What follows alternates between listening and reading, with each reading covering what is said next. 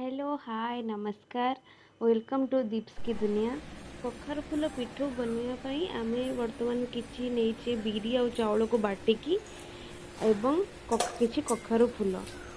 तो बर्तमान आम कखारु फूल को भल भाव धोईकी एमती बिरी चाउल बटरे पकईकी तावा गरम है आम तावे गोटे गोटे करके पिठा भाया पकईबा। देखु जमी भाव में मो माँ पकाउंट एमती धीरे धीरे गोटे गोटे सजे पतला पतला करी आमको तावा पकड़ा को पड़ो। यापर भल भाव घोड़े दबा। कखार फूलर जो भुंडी अच्छी प्रथम काटिकी अलग आम रखीदे और काटी सारापर बाकी फूल को ओनली आणे जो चाउल बटर पूरे पकईकी आम एमती पिठा गढ़िया। ठीक अच्छे पर से भुंडी को लेकिन आम भेज ऑमलेट तैयारी करवा। जिते आप जानवे कि हे आसला आमर कखार फूल पिठो से गोटे पट उल्टे तार पाख भी भल भाव करने।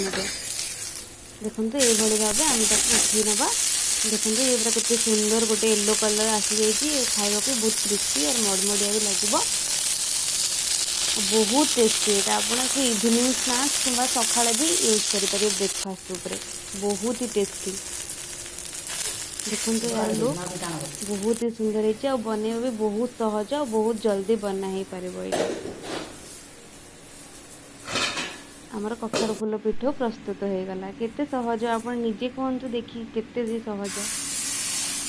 एबे आमे बनैबा भेज आमलेट। देखो कखार फूलर भुंडी को मुझे काटी कही अलग रखा को से मुझे कंचा लंका पकईली तापर पियाज किसी काटिक रखी पकईली तापर जो चाउल बिरी और बटा को से किसी आड कली तापर आपको भल भाव मिक्स करदबा। आमे भल भाव मिक्स करंतु। आम भेज आमलेट तैयारी हम बर्तमान तावा गरम हो जाइए किसी लुण आम छींचीदे आम स्वाद अनुसार यापर जहाँ आम जो मिक्स रखी भल भाव तावे स्प्रेड करदे। आप हाथ में करती ना मो माँ सुपर वोमेन से हाथ में कर दिखती आप स्पून यूज करके भल भाव स्प्रेड करते। ठीक अच्छे यहाँ पर किसी लुण और तेल सोरिष तेल आप भल भाव पकई यापर जिते आम गोटे पट हो जाऊँगी पाल्टे आउ गोटे पट भी भल भाव करनबा। तापर आपणकर प्रस्तुत हो गला भेज ऑमलेट।